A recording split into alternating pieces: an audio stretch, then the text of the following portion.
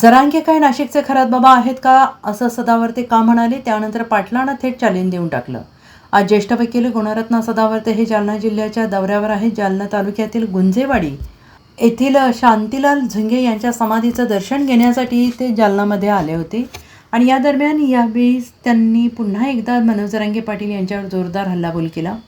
मनोज जरांगे पाटील यांनी आपल्या विविध मागण्यांसाठी पुन्हा एकदा आंदोलनाचा इशारा दिलेला आहे। त्या 16 तारखेला पत्रकार परिषद घेऊन आंदोलनाची पुढची दिशा जाहीर करू असं देखील मनोज जरांगे यांनी म्हटले।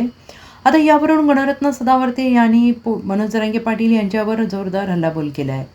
जरांगे पाटील हे काही नाशिकचे खरात बाबा आहेत का, तारखा सांगायला 16 तारीख कशासाठी निवडली असा हल्लाबोल यावेळी गुणरत्न सदावर्ते यांनी केला आहे। दरम्यान उदय सामंत यांनी काही दिवसांपूर्वी मनोज जरांगे पाटील यांची भेट घेतली, यावरून देखील सदावर्ते यांनी जरांगे पाटील यांच्यावर हल्लाबोल केला आहे।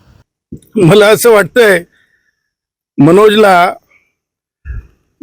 म्हणजे ह्या परिसरामध्ये काडीची किंमत नाही, आता हे सगळ्यांना माहीत झालंय। मनोजला या परिसरात आता काडीची किंमत नाही, आता हे सर्वश्रुत सगळ्यांना माहिती झालंय। हे नवीन उद्योग आहे का? मला हे म्हणायचं आहे की आमचे मित्र उदय आल्याच्या नंतर जरांगेची भेट होते आणि त्याच्यानंतर हे उपद्व्याप हे उद्योग जरांगे उद्योग सुरू झालाय का? जरांगे कोण आहे?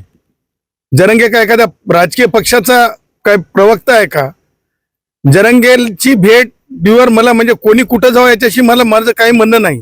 मला काही सोयीर सुतक नाही, सुतक मानणाऱ्यांपैकी नाही। लोकशाही प्रगल्भ असावी, भेटी व्हाव्यात। परंतु मला अंततः असं म्हणायचं आहे की ही जरांगेला प्रेरणा कधी मिळाली, का मिळाली? जरांगेला खाजवणार कोण आहेत? माझ्या उदयने येऊन खाजवलंय म्हणून जरांगे बोलायला लागलाय का? सन्माननीय मंत्री आहेत, माझे मित्र आहेत, कौटुंबिक मित्र आहेत, खाजवल्या गेलाय का? आणि मला हे म्हणायचं आहे की प्रत्येकानं जरांगे असेल किंवा कोणी असेल आपल्या अवकातीत बोललं पाहिजे, आपल्या अवकातीत बोललं पाहिजे, अवकात सोडून बोललं नाही पाहिजे।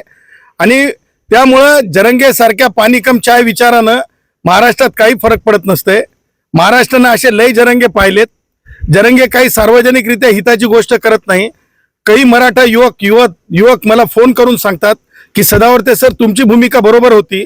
आज जरांगेनं तुम्हाला सांगतो एक जुनी म्हण आहे की बाबा जातीत की मातीत, जरांगेनं सगळ्यांची माती करून टाकलेली आहे। कारण विद्यार्थ्यांना समजत नाही की त्यांनी कोणतं प्रमाणपत्र घ्यावं। ह्या सगळ्या गोष्टी व्यक्ती स्वार्थाच्या आहेत। Bureau report SBN Marathi, Jalna.